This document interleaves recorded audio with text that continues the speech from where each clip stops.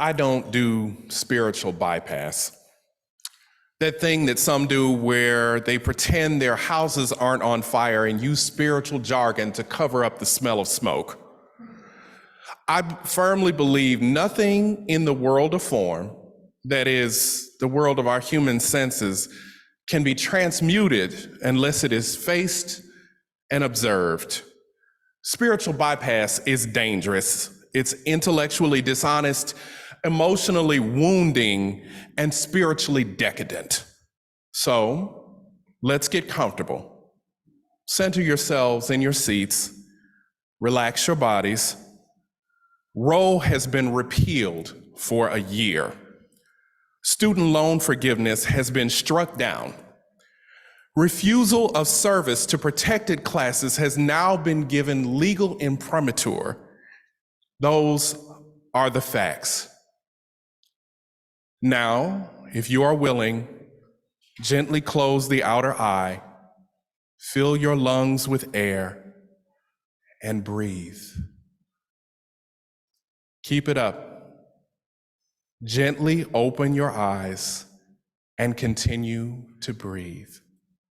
As a descendant of slaves, as the son of ancestors blessed with the gift of melanin, I'm here to gently remind you that there is nothing new under the sun. The marginalized know what it is like to suffer from double pneumonia long after whiteness got over the sniffles. I am here to interrupt the spiral. You know the one. This is the part where some of us tell ourselves this is the worst it's ever been, and this problem, this thing is so big, there's nothing any of us can do. The metaphysician in me calls that what it is, a trick of the ego. I know a collective dark night of the soul when I see one. Here's the reality. Despite appearances to the contrary, you've made your appearance in the safest period in human history, and there is indeed something you can do. There is yet a way to surrender your heart. The first question we should ask ourselves is, what is mine to do?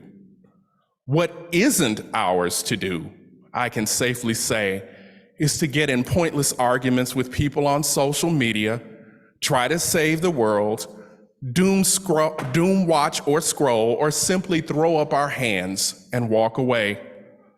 Also, the alignment of the question we pose is vital.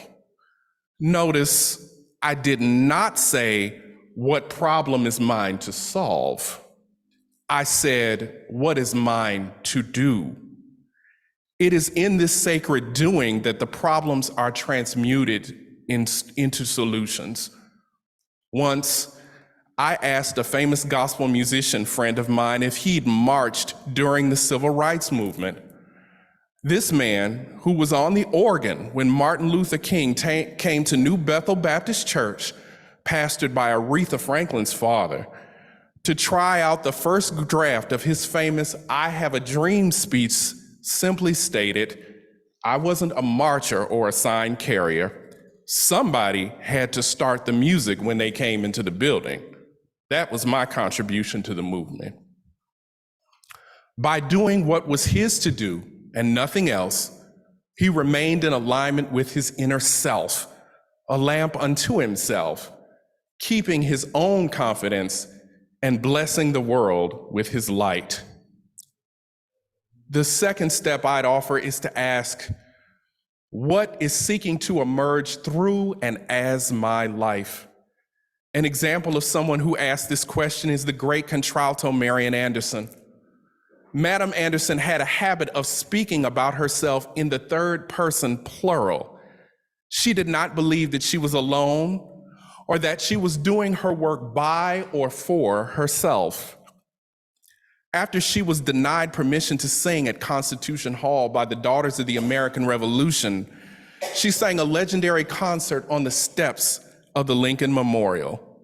What sought to emerge through and as her was equality and justice. I had become a symbol representing my people, she said later.